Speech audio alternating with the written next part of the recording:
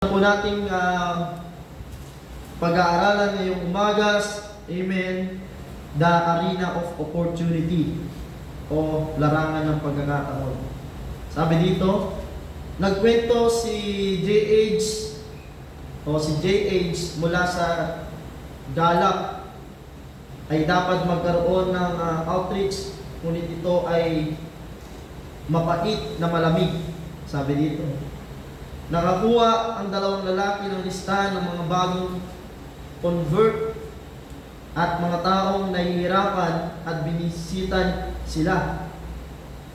Sa halip na huminto, gumawa ng higit sa isang pagkakataon, karamihan sa mga dakilang tagumpay sa ministeryo ay nagmumula sa simpleng pagkuha ng pagkakataon na kumuha ng pagkakataon sa isang bagay. Okay, amen. So, ito po ay napakaganda na dapat nating unawain na kahit maraming struggle ay tulad ng kwento nito ni J.H. ay hindi naging hadlang upang pagbabahagi ng salita ng Diyos ay mahadlangan. Hindi gumawa sila ng pamamaraan para magtagumpay ang ministeryo.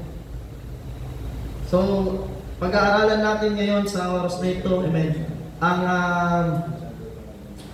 unang punto na larangan ng pagkakataon. So, sabi dito sa ating maling ideya, ang mga bagay na ginagawa natin ay nagsisimula lahat dahil sa mga banal na pangitain o pangarap.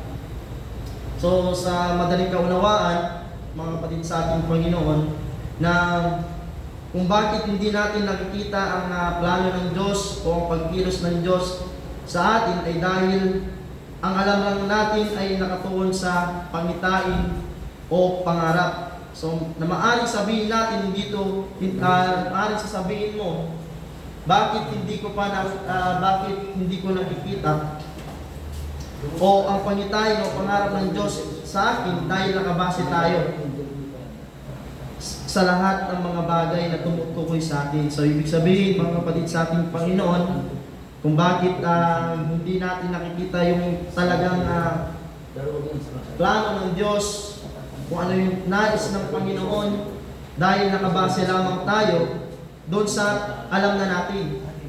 Ito ay tulad ng eksena sa isang musika, healing crusades, revival, men's discipleship.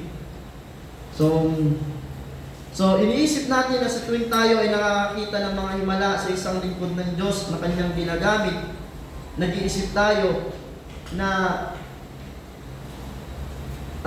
bakit hindi nangyayari sa akin yung bagay na yon o yung himala na yon.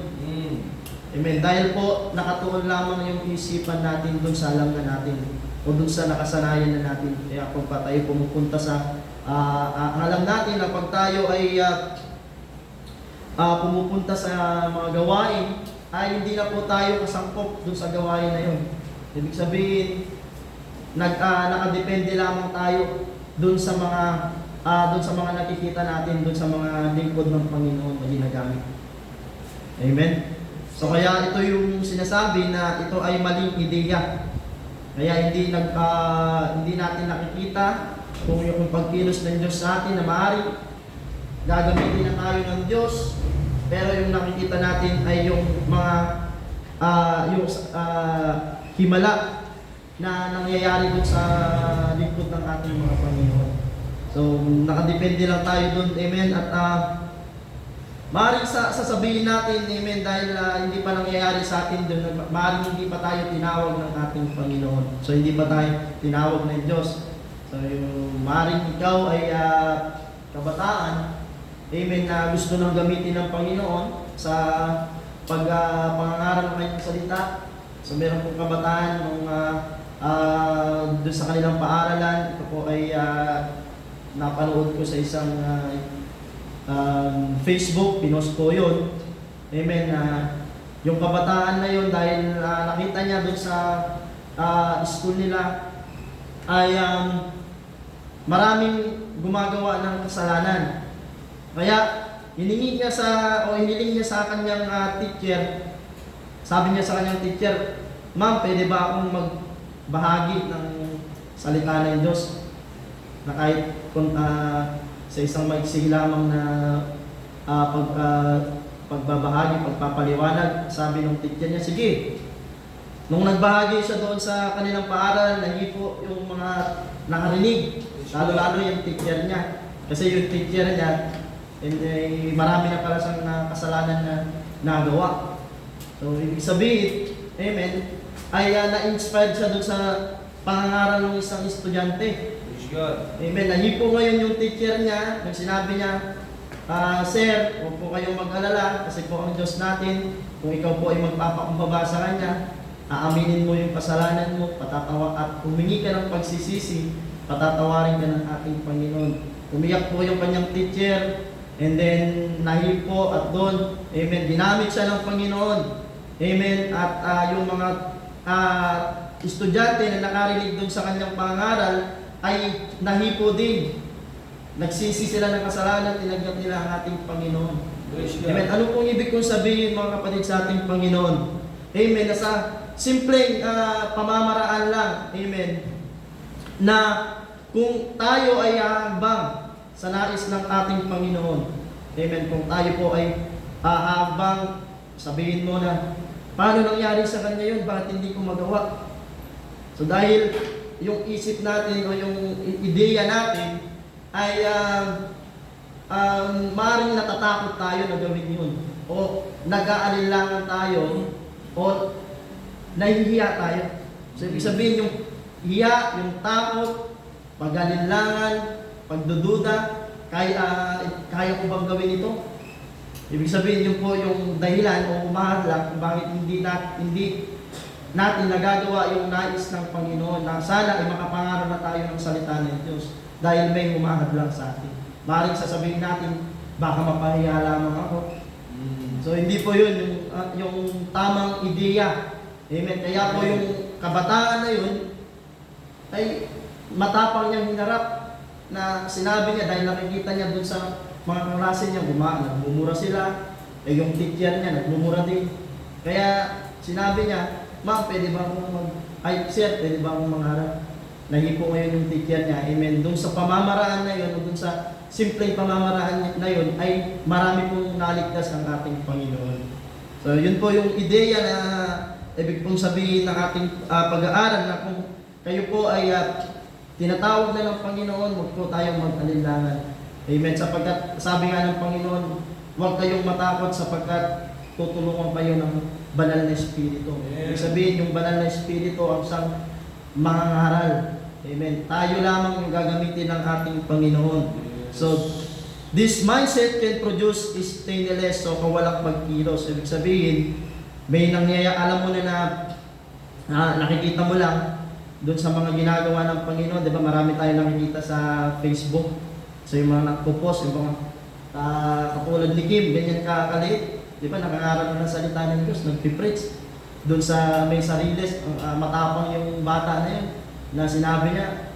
So mag-repent na, sabi magsisi na tayo, sapagkat malapit nang dumating ang kaharian ng Diyos. So ibig sabihin, kung nagagawa nila, amen, ay dapat din tayo magtiwala na kaya din natin gawin. Amen. Yun lamang, kung pag iniisip natin na sila lang yung makakagawa, amen, yun po yung sinasabi dito na this mindset can produce staleness, or ibig sabihin na kawalang staleness, kawalang pagkilos o kawalan ng bunga. So kaya hindi natin nakikita yung bunga natin. Hindi natin nararamdaman kung kumikilos ba yung Panginoon sa atin. So dahil nandun po yung ating kawalang pagkilos. So tinitignan na natin yung ginagawa ng Panginoon dun sa iba. Pero tayo, nasanay gagamitin na ng Panginoon, ay hindi tayo nagagamit Dahil ang tinitignan lang natin, baka sila lang yung tinawag. Pero ako hindi tinawag. So kaya doon yung nagkakawalan ng pagkilos, kawalan ng pagbubunga. So we're waiting for a vision. So iniintay natin yung pangitain. Baka hindi pa ako tinatawag ng Panginoon. Amen. From God to get inspiration for outreach evangelism to our city. Baka kapag hindi mo pala nakikita yung pagtawag ng Panginoon, amen, pwede ka na palang mangaral dun sa lugar na yun. Amen, na ipinakita ng Diyos sa iyo na nakikita mo yung mga simpleng tao lamang, pangkaraniwang tao lamang, may ginagamit pang Panginoon. Minsan, gumagamit ang Panginoon ng bulag, nangangaral ng salita ng Diyos doon sa lugar na yun. Pero ikaw, kumpleto ka, normal ka. Pero, dahil inintay mo pa yung pagkakataon na tawagin ka ng Panginoon, kasi hindi pa ako tinatawag ng Panginoon doon sa lugar na yun. Baka iintayin ko muna. So, ibig sabihin, mga kapatid sa Panginoon, dito yung nagkakawalan ng pagbubunga. Kawalan ng pagkilos, kaya minsan ay nanlalamig na tayo. Amen. Minsan ay hindi na tayo nagagamit ng ating Panginoon. So, sabi dito, but our scripture tell us opportunities about working with what's available. So, dito mga kapatid sa ating Panginoon, amen, na sabi dito sa Tagalog, it means kaya indeed, ang pagkakataon, opportunity ay tungkol sa pagtatrabaho kung sa ano ang magagamit. So, ibig sabihin, amen, so kung ano ba yung pwedeng magamit sa inyo. So, ano ba yung sabi dito? Si Moises ay nasa trabaho, bitbit ang mga kasangkapan ng kanyang pangangalakal. Sabi ng Diyos kung ano ang mayroon ka. So ano ba yung mayroon tayo ngayon, mga kapatid sa ating Panginoon? Na pwedeng magamit sa kaharian ng ating Panginoon. So God says, what do you have? Opportunity, a set of circumstances that make something possible. Sabi dito, na ang pagkakataon, mga kapatid sa ating Panginoon, amen, kung saan ito ay maaring pwede na tayong gamitin ng Panginoon dahil bawat isa sa atin ay pinagkalooban ng Panginoon ng talento. So, mapapansin natin dito sa this can be skills. Okay, meron tayong skills, times, talents, sa maaring ito yung pamamaraan para tayo ay makapag-ebanghelismo. Amen. Ang halimbawa nito, mga kapatid sa ating Panginoon, yung skills. So kung ikaw po ay isang nagtuturo, sabihin meron kang skill na yan na magaling kang magturo. So pwede mong gamitin yan sa kaharian ng ating Panginoon. So tulad po nila Pastor Remil Cordero, si Pastor Remil ay nung sila ay mission sa bansang Vietnam, kasama si Pastor Boyet.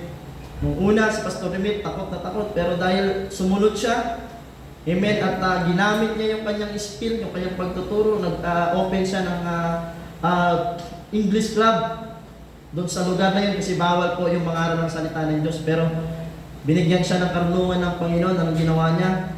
Nag-open siya ng English club at sa pamamaraan ng pagtuturo ni Pastor Remil ay meron pong ibinangon ng Panginoon doon sa bansang Vietnam. Sino po yun? Si Pastor Duy Dao, yung revivalist natin this coming August. So ibig sabihin, mga kapatid sa ating Panginoon, na kung meron kang skills na pwede mong gamitin, pagtuturo man yan, kung ano man yung talento, kung ano man yung skill na ibinigay sa iyo ng ating Panginoon, pwede po pala itong magamit sa pagbabahagi ng kanyang salita para po maraming maligtas. So hindi lamang po si Pastor Remil, meron po yung mga nagmi-mission, sina Pastor John Ramos, amen, dahil doon meron pong naligtas na isang Buddhist sa ating Panginoon. So pwede yung gamitin, halimbawa, ikaw ay karpintero, engineer. So hindi lamang po dahil po dun sa skill mo na pwede kang mag-aking kaluluwa. Pwede mong i-share yung salita ng ating Panginoon.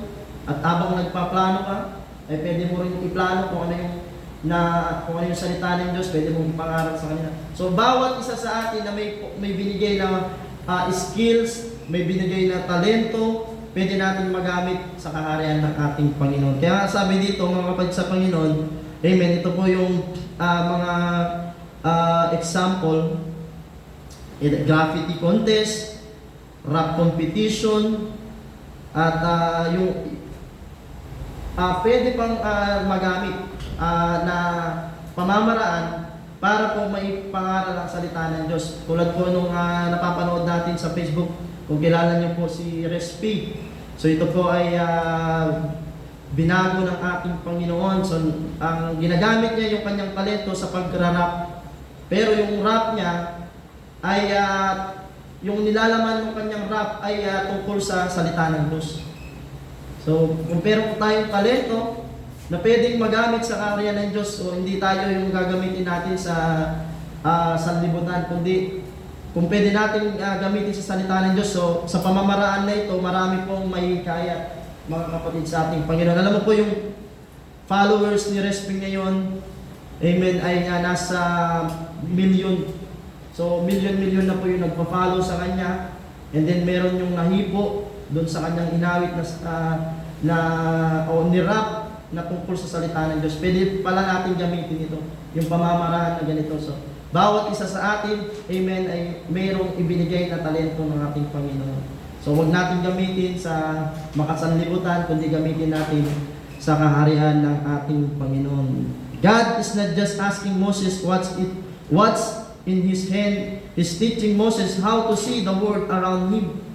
Ibig sabihin kung ano yung nakikita natin sa ating mga paligid. So pwede palang magiging pamamaraan yun mga kapatid sa ating Panginoon. Showing Moses that in every situation, circumstance, there is opportunity or possibility. Meron pong oportunidad. The arena of opportunity is simply where you are. So ibig sabihin mga kapatid sa ating Panginoon na pwede pala nating magamit mga kapatid sa ating Panginoon yung mga ipinagkaloob sa atin ng mga talento. Amen. So, pwede ito sa isang lugar na tulad nito, someone gets access to a venue, art, business because of work or relation, it's an opportunity. So, kung tulad po ng sa lugar na kung saan ay maraming mga kabataan, na nakikita natin, di ba, dun sa, lalo na naman yung mga kabataan ngayon, ay mahilig sila dun sa mga bagong mga musika ngayon. Pwede natin yung makamundong awitin, pwede natin palitan ng makaalangit na awitin. So doon kasi sila nagiging masaya. So ibig sabihin may pamamaraan na kung saan pag nakakarinig sila ng ganun at kung marinig nila yung kanta na yun, pwede silang lumapit. Dahil yun po yung parang unique itong kanta na ito, kakaiba. Kasi ang nilalaman nito ay salita ng Diyos at pwedeng sa pamamaraan na yun ay marami pong maligtas ang ating Panginoon. So pwedeng magawa natin ito nung nakaraan, di ba na pumunta tayo dito sa may park, sa Heritage Park, meron tayong ginawang activities, meron tayong palaro. So tayo nag-evangelist muna, nag-share ng mga salita ng Diyos. And then, maaaring sa pamamaraan na yun, mga kapatid sa ating Panginoon, ay meron pong maligtas na mga kaluluwa. Sa pamamaraan na hindi lamang po dun sa one-to-one evangelism, kundi yung pamamaraan na mahatak natin yung mga kaluluwa palapit sa ating Panginoon. So, each city is a place of opportunity. A church can capitalize on downtown event center, shopping district, at maaring ito ay sa isang oras. So, specific holidays, season in a city, area that can be taken advantage of a Prescott 150 celebration marathon bike race. Meron po akong isang preacher, bagamat siya ay nagmamarathon. So nakisali po siya sa isang marathon, pero ang layunin niya dahil po siya ay preacher, dahil marami pong kasama niya na nagbabike din, ang ginawa niya doon sa kanilang leader, sinabi niya, okay lang po ba na mag-share po ako ng salita ng Diyos kahit maiksing oras lang bago tayo mag-bike. maingatan pa tayo. So nag-share siya ngayon, nakinig, ang daming nakinig na nagmamarathon. Amen. At nung araw na yun, amen, ang daming tumanggap sa ating Panginoon. So pwede pa lang itong mangyari, mga kapatid, sa ating Panginoon, na sa isang pamamaraan na ito ay makapagligtas tayo ng mga sa tulong ng Panginoon ay meron tayong mapatanggap sa Panginoon at magsisi ng kanilang kasalanan. So hindi lamang po na kung tayo lumalabas na halimbawa sa sasalihan yung mga organization.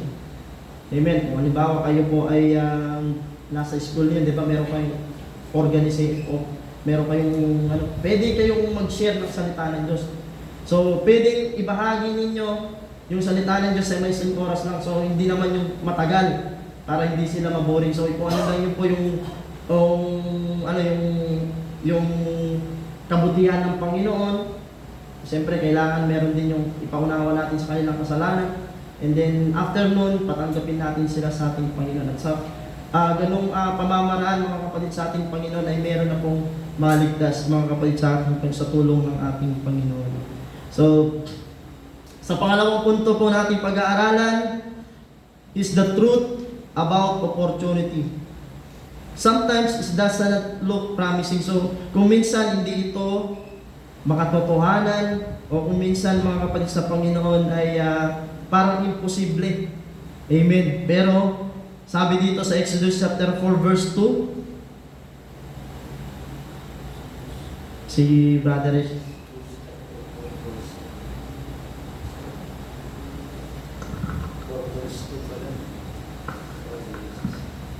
Exodus chapter 4 verse 2. Sinabi naman sa kanya ng Panginoon, ano iyang nasa iyong kamay?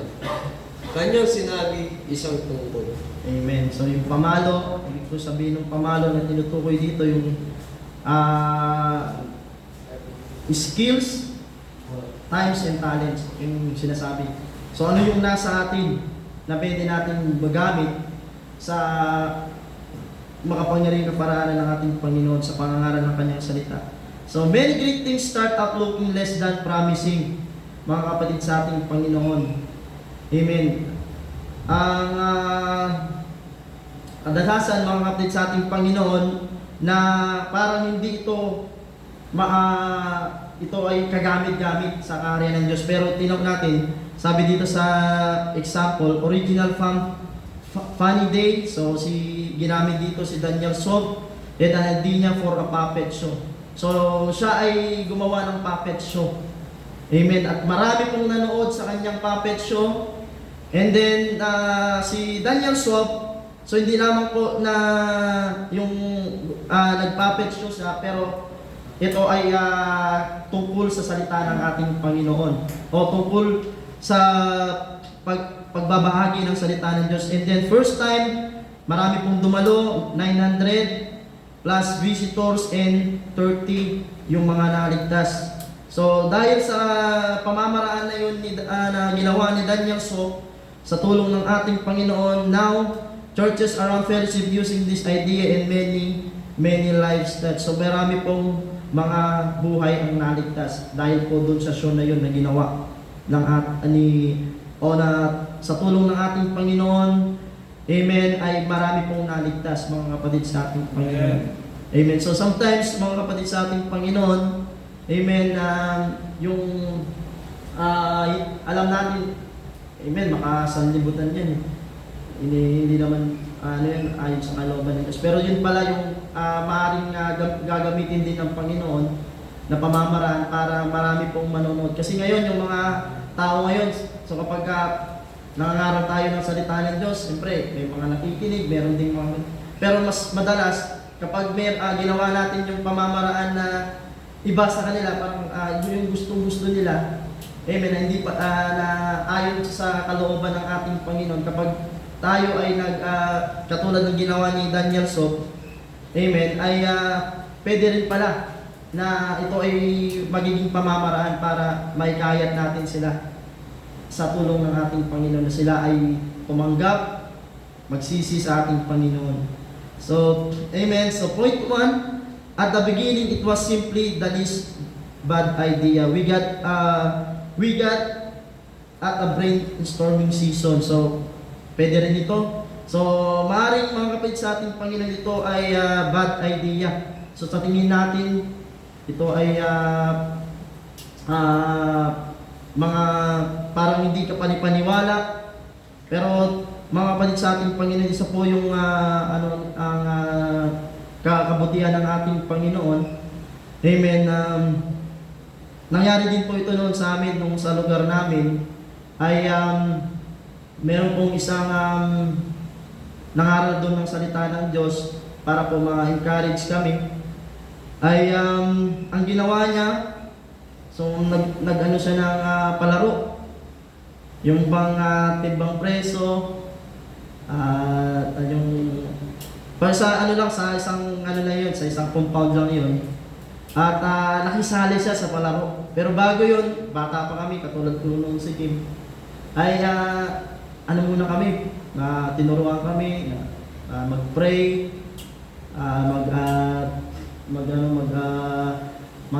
nag-around din siya, nag-share ng salita ng Diyos, binigyan kami ng babasahin, yung parang tuklasin, gano'n. May binigay sa amin, hindi ko na alam kung saan ko na inilagay noon. And then, sa pamamaraan na yon ay ang daming mga bata, kahit yung mga magulang nila, noon sa amin ay nakatanggap sa ating Panginoon. Amen.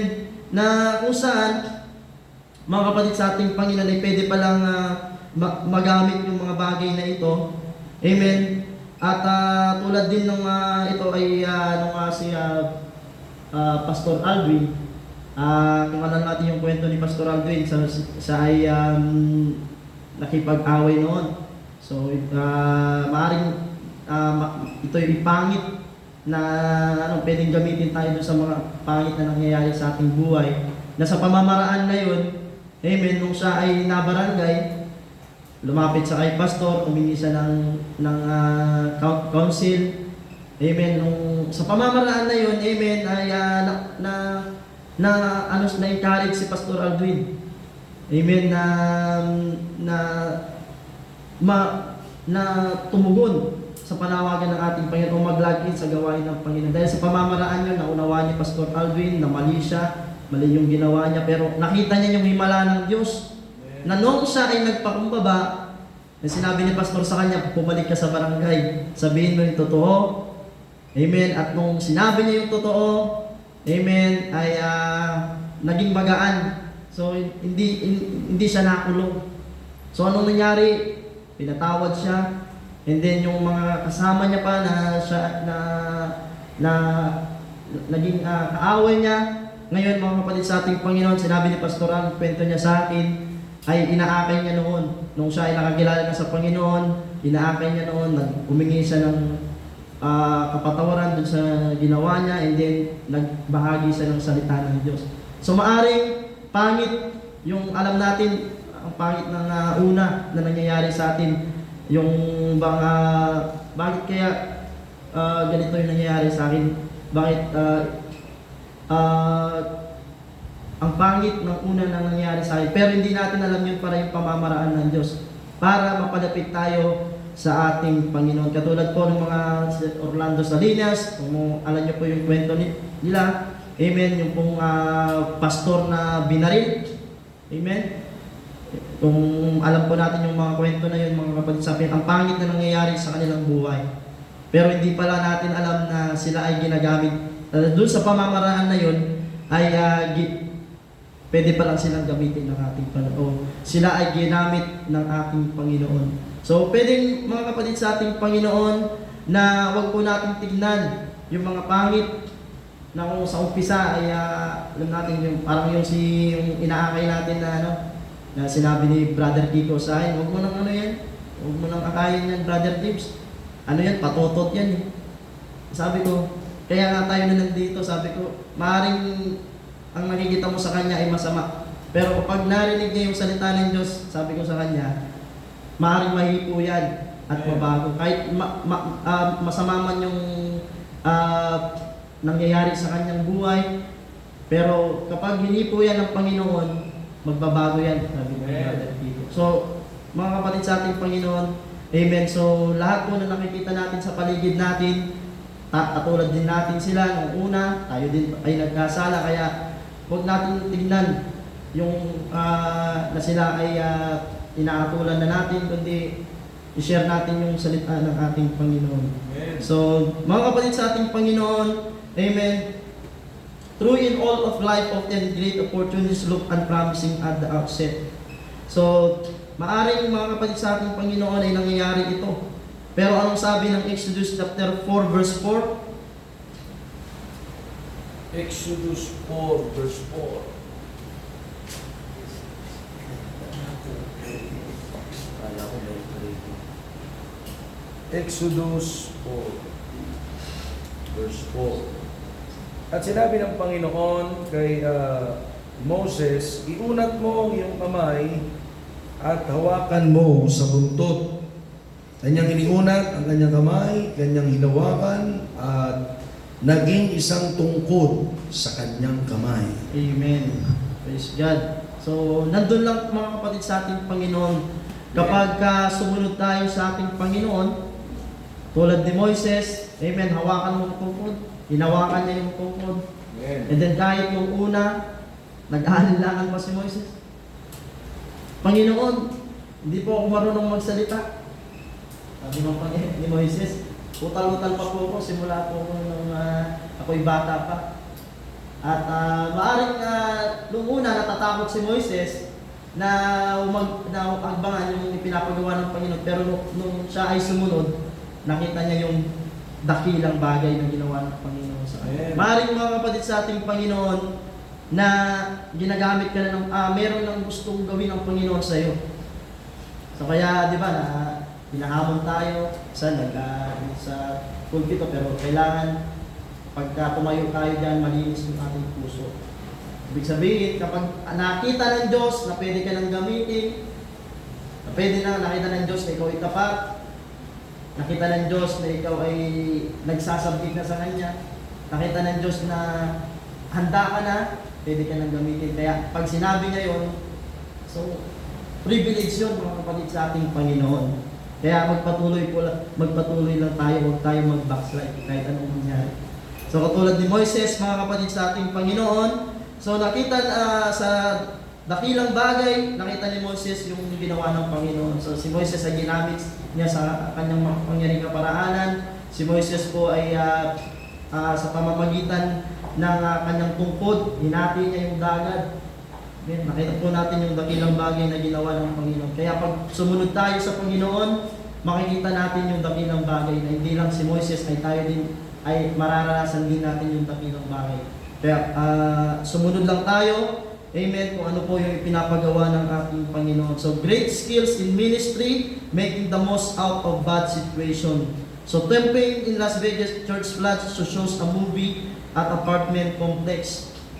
So ito yung kabutihan ng ating Panginoon na kahit sa masamang sitwasyon na ay pwede niya pa rin tayong gamitin sa makapangyarihang kaparaanan. Amen. Dahil ginawa niya yun, pero hindi naman niya tayo hinayaan, kundi ipinahintulot niya yun upang makita natin na nandyan siya lagi sa atin. Hindi niya tayo hahayaan kahit marami ng mga bad situation na nangyayari sa atin. Amen. Nung ako po ay kabataan, dami na po nangyayari sa akin. Yung buntikan na akong namatay, nahulog po ako sa isang puno, muntik na po akong lalunod, na-aksidente din po ako sa motor, and then hindi ko na mabilang kung ilan yung accident na nangyari sa buhay ko, pero tinanong ko pa rin ang Panginoon, Lord, bakit hindi mo pa rin pinahintulot na ako ay mamatay? And then, minsan pa naisipan ko magpakamatay, pero hindi pinahintulot ng Panginoon. Kasi meron palang dakilang plano ang Diyos para sa atin. So kaya kung nangyayari sa atin yung mga masamang sitwasyon, huwag natin tignan na masama ang Diyos, kundi tignan natin kung ano yung magagawa ng Diyos, na pwede pala tayong niligtas. Pwede pala tayong niligtas ng Panginoon, hindi niya inahin. Kasi ginawa lang ng Diyos yun dahil sa ating pagsuway. So, ako kasi noon, pasaway ako. So, hindi ako nakikinig sa payo ng aking magulang. Tinuruan ako ng ating Panginoon. At doon ako natuto, mga kapatid, sa ating na-realize ko, sakalang na-realize ko yung lahat ng mga yon nung nakilala ko na ang ating Panginoon, na hindi pala masama ang Diyos, kundi tayo na dahil sa ating mga kasalanan, sa ating pagsuway, kaya tayo dinisiplina ng Panginoon. Pero nakita ko, bakit hindi pa ako namatay? So, tuwang-tuwa ako dahil nung na-realize ko na bakit ipinintulot pa rin ng Diyos na buhay ako, ay dahil pala na nais lang ng Panginoon na ituwid yung buhay ko. And then nung na-realize ko, someday nalaman ko na yung katotohanan, pinuri ko ang Panginoon, pinasalamatan ko, Lord, salamat dahil hindi mo ipinintulot na mamatay ako, kundi binago mo ang aking buhay. Yun po mga kapatid sa ating Panginoon na kahit anong mangyari sa ating na yung mga pangit na sitwasyon, meron pong itinutulong Panginoon sa atin. Yes. Hindi ibig sabihin na nangyayari na sa atin yun ay masama ng Panginoon, hinayaan na tayo. Kundi, itinutuwid lang tayo ng ating Panginoon. Amen? So, greatest opportunities will often comes as a response to an attack of a hill. So, nasa atin po mga kapatid sa Panginoon kung magre-response po tayo sa panawagan ng ating Panginoon. Yes, amen. So, ibig sabihin, kung ano po yung sinabi ng Panginoon, na layuan mo na yan, yung kasamaan ng mundong ito, huwag ka na mag-isama, kaya huwag na tayo maging addiction sa paggamit ng cellphone. Kasi pwede natin gamitin yung cellphone, di naman masama sa mabuting pamamaraan. Pwede natin mag-share tayo ng salita ng Diyos. Kung maaari nga lang, huwag na natin tingnan yung mga nakapost doon kasi maraming mga nakapost, kapag titignan mo, nakakatawa, matutuwa ka din, pero hindi mo alam na naliling lang ka na pala ng diablo. And then, yung isip mo, nagkakaroon na ng kaya pa nakakapagsalita tayo ng mga masasama dahil po dun sa panonood natin dun sa mga bagay na yun. So ano po yung tinuturo ng Panginoon, mga kapatid sa ating Panginoon, na kailangan po ituon natin yung ating isipan sa Kanya. Dahil tayo ay ginagamit na ng Panginoon, amen, kapag kung sinabi ng Panginoon, may magandang plano po sa buhay mo. So ibig sabihin, kapag sinabi ng Panginoon na may magandang plano ng Diyos sa ating buhay, amen, na sabihin natin, Lord, ano po yung magandang plano sa aking buhay? At paano ko po mahagbahan yun? Tulungan mo po ako sa bagay na yun. So, ibig sabihin, huwag po natin sabihin na, Lord, hindi pa ako handa. Kasi, bakit po hindi tayo handa? Kasi meron pa tayong hindi isinusuko sa Panginoon. Kaya po hindi tayo handa. Maring, meron pa pang bagay na hindi isinusuko kay Lord, na ginagawa mo pa rin hanggang ngayon. Lilingkod ka na, pero yung bagay na yun, ay hindi mo pa isinusuko sa Kanya. So, kaya hindi mo nakikita yung pagkilos ng Diyos, maaaring hindi ka makakapag-response sa panawagan ng Panginoon dahil meron ka pang hindi isinusuko sa ating Panginoon. And then, sabi dito, pwedeng kapag nag-response tayo sa panawagan ng Diyos, kapag tayo ay tumugon, mga kapatid sa ating Panginoon, ito po yung atake para hindi tayo mapunta sa apoy ng impyerno. Para hindi tayo mahatak ng diablo patungo sa impyerno. Pwedeng yun yung pamamaraan ng pagtugon natin na kapag tinatawag na tayo ng Panginoon, isubmit na natin yung buhay natin sa Panginoon at maging seryoso tayo sa gawain ng ating Panginoon. Yes. Amen. Mga kapatid sa ating Panginoon, hindi po makapananaig ang kahaway. So, sabi nga ng Panginoon, yung Hades, amen, hindi makapananaig. Kahit yung kamatayan, kung tayo po ay magpapatuloy sa Kanya, magseseryoso tayo sa gawain ng ating Panginoon. Kaya po, wag na tayo mag-isama dun sa mga ginagawa ng mundo ngayon. Amen, na may mga nagla-live na mga kabataan, pero yung pinopromote nila ay yung mga LGBTQ. So, maraming mga kabataan na ngayon ay dapat bahaginan na natin ang salita ng Diyos. So, share natin yung salita ng Diyos para mahatag din natin sila sa kaligtasan sa ating Panginoon. Amen. At mga kapatid sa ating Panginoon, critical that we can show how bad this can be turned in our favor. So, nasa atin mga kapatid sa Panginoon kung tutugon tayo sa response o magre-response tayo sa panawagan ng ating Panginoon. Sa nais ng Panginoon sa atin. Amen. At sa pangatlong punto, revelation about opportunity. So, opportunity is how God guides us into effectiveness. So, ito po yung opportunity mga kapatid sa ating Panginoon upang magabayan tayo ng ating Panginoon sa epektibo at tayo ay maging kagamit-gamit na malinis na sa sigla ng ating Panginoon. So, Exodus chapter 3 verse 3, Brother Matt.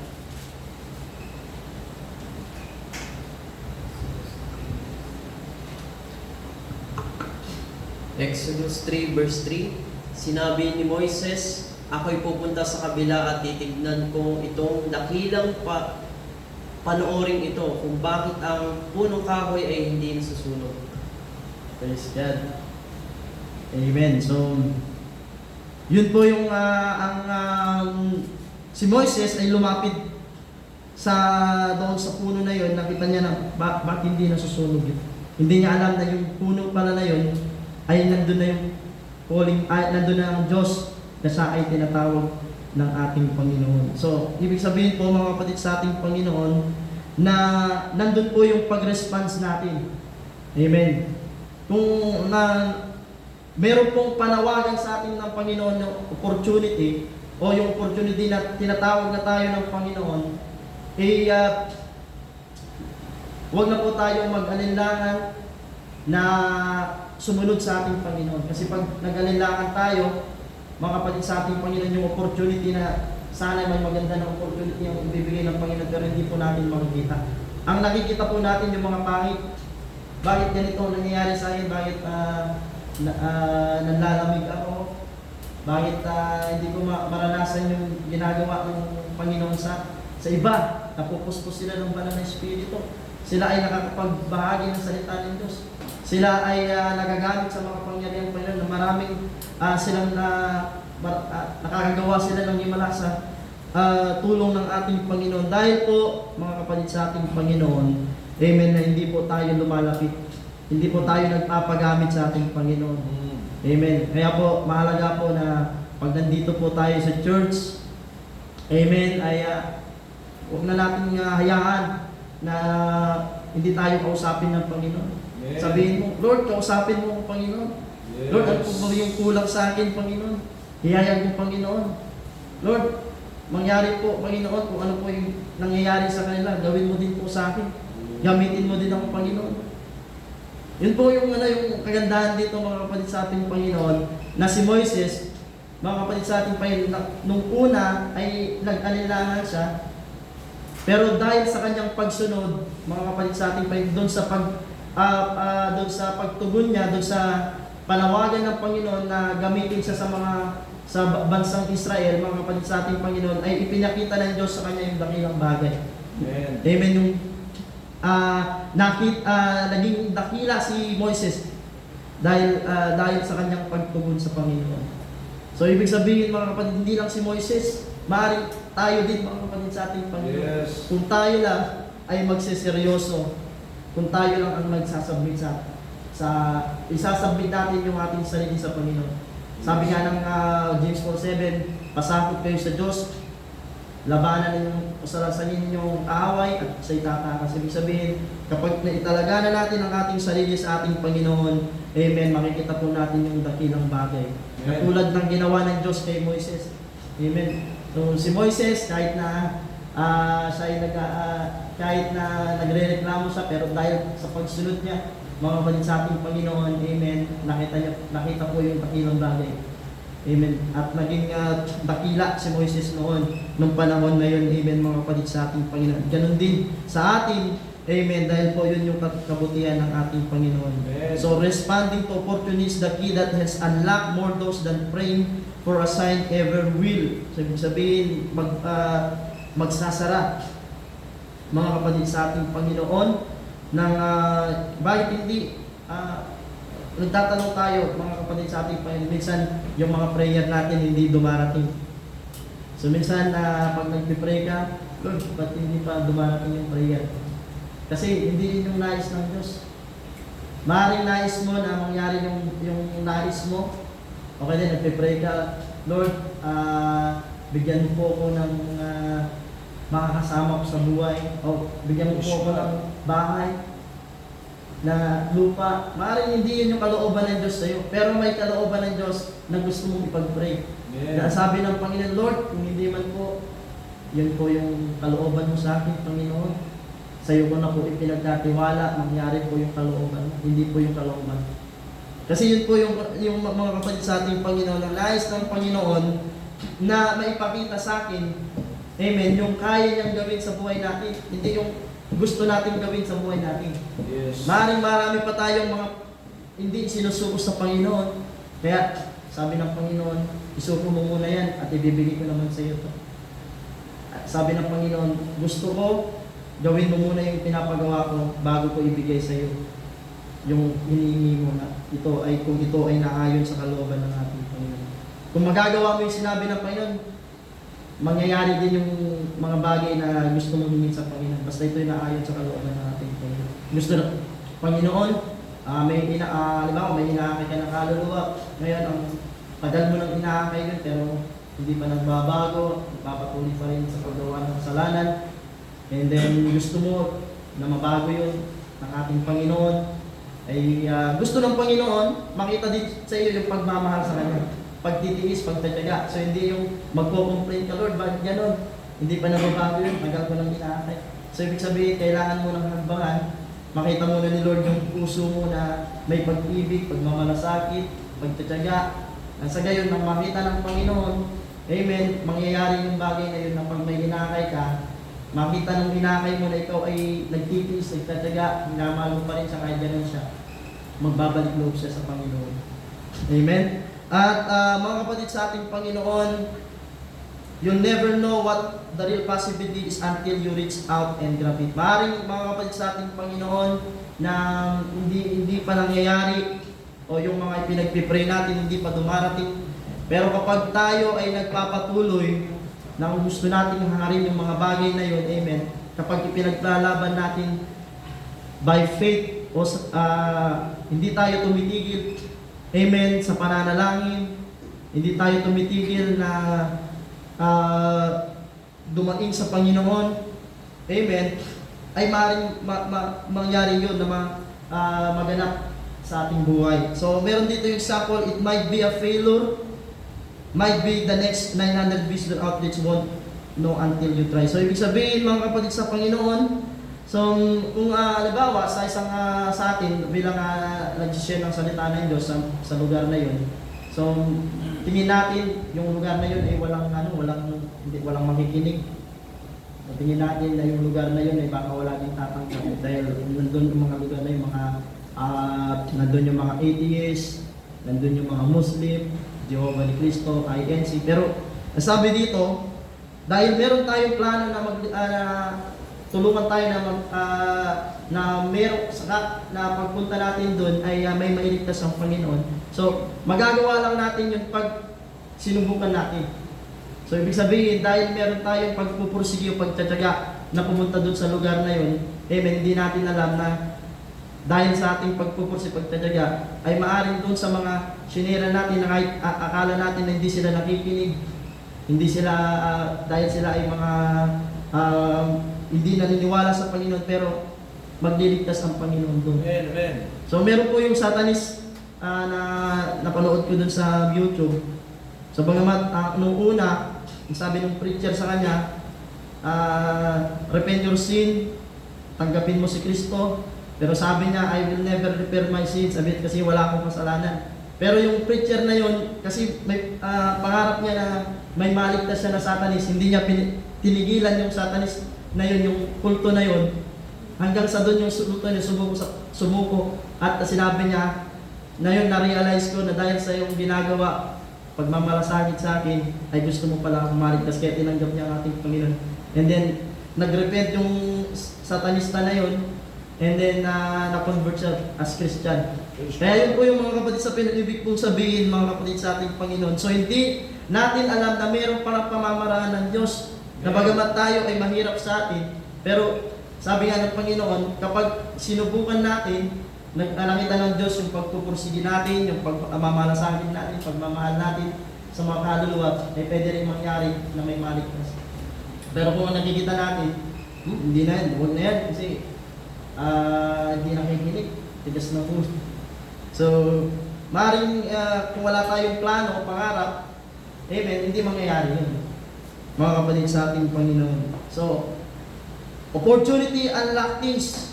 Our text, Moses, opportunity unlock the destiny of a nation. So, ang kagandahan nito mga kapatid sa ating Panginoon ay si Moises ay ginamit ng Diyos upang mabuksan, amen, yung salita ng ating Panginoon. Amen. At marami pong mga kapatid sa ating Panginoon yung sa bansang Israel. Siya po yung ginamit ng Diyos para i-lead yung bansang Israel.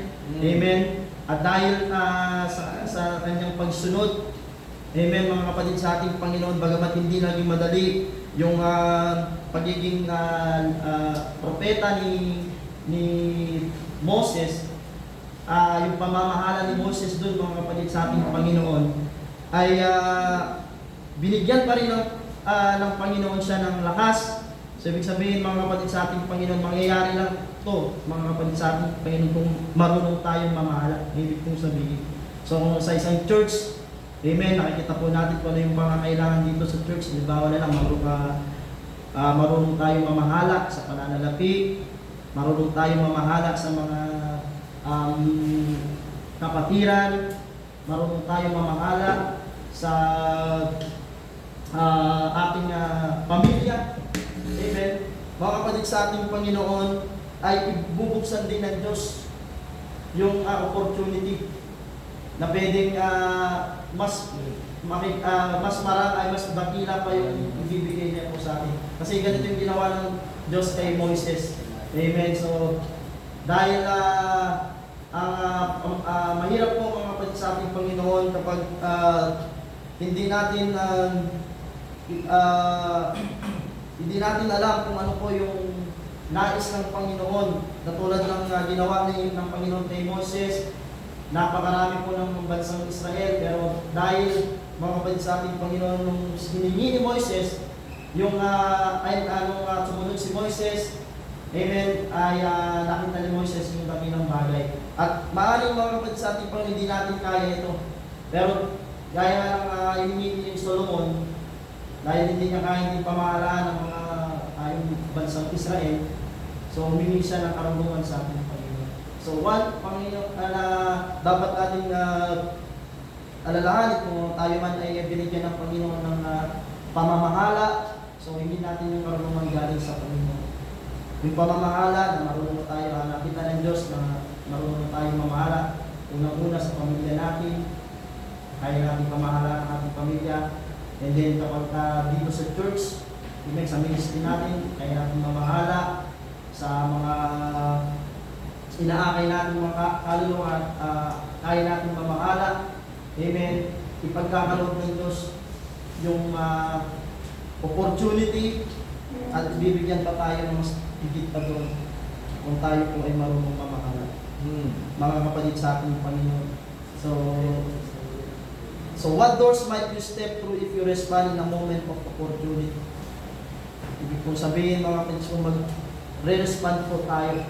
Kung hindi pa po nakikita ng Diyos, amen, maraming hindi pa natin kayang pamahalaan, amen, yung ating pamilya, ang ating pananalapi, so ating pag-aaral, mga kapatid sa ating Panginoon, maging ating trabaho, Panginoon, mga kapatid sa ating Panginoon, ay hindi niya ibibigay yung opportunity na yun. So ibibigay lamang ng Panginoon kung nakita niya na yung ating puso ay marunong mamahala. So hindi po natin magagawa ito, so kailangan po natin ng karunungan. Amen. Amen. So karunungan po mga kapatid sa ating Panginoon, sapagkat ang nais ng Diyos ay maging karapat-dapat o kalugod-lugod tayo sa atin. So sa oras na ito, amen, diyan po nagtatapos ang ating pag-aaral, amen, sa ating pagbuod. Para po maliwanagan po tayo, kaya amin pong pinapasa kay Pastor ninyo yung buod ng ating pag-aaral. Maganda yung na-share ni Brother James. Doon sa title kasi na Grab by the Tail, Opportunity by the Tail. Kahit na dulo lang nung ahas ay makagagawa na o dulo lang nung tungkod o buntot ng ahas, makagagawa ng Diyos ng dakila. So, pinakita doon na kahit malaki ang kaaway mo, ahas nga yun, hawakan mo sa buntot, aamo yan sa'yo. Kahit na ito ay patay na tungkod, kaya yang lagyan ng Diyos ng kapangyarihan. Mula sa Kanya na nasa sa iyo, anuman ang ipagamit mo sa Diyos, bibigyan niya ng buhay ng Panginoon. Pero sa kabilang banda, huwag din naman tayong mabagal sa pagtanggap ng pagkakataon. Kasi minsan, nandyan na, hulihan ang natatanggap mo kasi mabagal. Mabagal. Pwede sanang matanggap mo siya ng harapan, buong buo, kaya lang pinalipas mo ang panahon dahil sabi nga ni Brother James, daming dahilan. Tinitingnan mo ang sarili mo. Tinitingnan mo lang ng Diyos yung magagawa niya para sa'yo. Ikaw naman, saka na. Pero pinakita ng Panginoon, kahit tungkod lang yan, magagawa yan, may buhay. At kahit yan ay natatakot ka dyan, malaki yan, hawakan mo lang sa buntot, aamo yan. At yun nga, pinakita doon. Kaya huwag natin palampasin ang pagkakataon, mga kapatid ko, mga anak ko sa pananampalataya. Dahil kung paano kaming mga pastor ay masaya na kayo ay magtagumpay sa pinakamataas na pagtawag ng Diyos. Lalo na ang Diyos. Lalo na ang Diyos, napakasaya kasi magagamit mo ang binibigay niya. Mararanasan mo ang sinasabi namin na wala kaming karapatan pero ang Diyos ang may gawa. Hindi nyo alam, merong napakalaking pagtawag ng Diyos. Napakalaki para sa inyo. Na kahit tungkod lang, nawahi niya ang dagat. Mawawahi mo, amen, ang kaaway sa iyong harapan. Amen, kapag nagpagamit ka ng buhay mo sa Diyos. Kahit pumunta ka sa ibang mga lugar, may mga tao talagang makikinig dahil sa Panginoon at magbabalik loob sa Diyos. Kahit pa ikaw ay mahiyain, magtiwala ka sa Diyos. Kahit pa ikaw ay kagaya ni Moises, na mahinang magsalita, siya ay umid, pero nagtiwala siya sa Panginoon, napakaraming battle, gusto pa siyang patayin ng Diyos, pero nakumbinsi siya. Pwede ka bang kumbinsi ngayong umaga? Huwag kang magtiwala dyan sa nangyayari sa iyo. Magtiwala ka doon sa ginagawa ng Diyos. Amen. Anumang struggle yan, anuman ang kakulangan mo, anuman ang nasa harapan mo, tandaan mo, mas malaki ang kamay ng Diyos. Huwag kang magpahuli. Amen. Gaano mang katapang ang kaaway, gaano mang kalaki, gaano mang kabagsik, ahas man yan, hawakan mo sa buntot, aamo yan. Okay? So hindi pahuli ang lahat. Pero kung lagi kang magpapahuli, buntot na lang din ang iyong matatagpuan. Huwag mong hayaan. Okay? Amen. Praise God. Hallelujah. Kapag po natin mga pagkakas. Amen. Sa isang tanong lang kay Brother Justin, kung ano yung naunawaan mo. Praise God. Sing ano lang para pagtayo.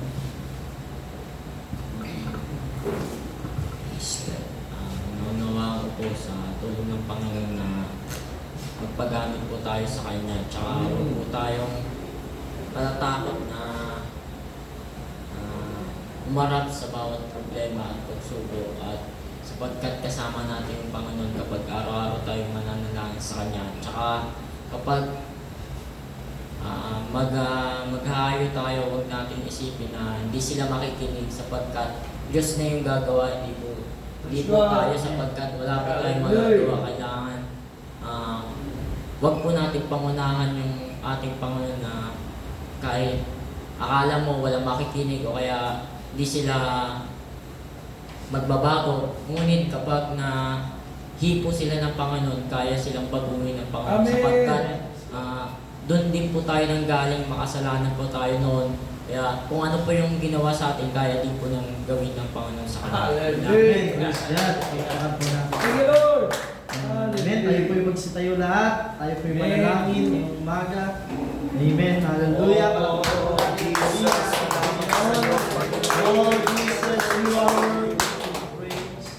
Panginoon, maraming salamat po, God, sa iyong kapahayagan ngayong umaga, Amen. Panginoon. Yes. Lord, ipagkaloob mo po, Panginoon, ang karunungan upang lahat ng mga ito na aming narinig ay Amen. aming maagbangan, Panginoon, sa iyo. Sa tulong mo, Panginoon God. Hindi namin ito kaya kung wala ka, Panginoon God. Kung paano mo ginawa kay Moises, Panginoon God, Lord God, na ipinakita sa kanyang dakilang bagay, Panginoon, naniniwala kami na kaya mo rin gawin, Panginoon, sa amin, Panginoon God. Lord, tulungan mo lamang kami, Panginoon God, na ang aming puso, laging ganda mo, Panginoon, sa pagharap, Panginoon God, sa mga Yes. pagsubok, Panginoon, tulungan mo kami nang ma-overcome ito, Panginoon. Oh, God. Huwag mo pong ipahintulot na manghina kami, kundi kami, O Lord, ay pagkalot, nabigyan mo ng kalakasan, Panginoon, ng karunungan, Panginoon. Iriyan, God, at Panginoon, kaunawaan, Panginoon, ay yung pagkalot, Panginoon, Lord. Yes. Sa oras na ito, Panginoon, God, tulungan mo kami, Panginoon.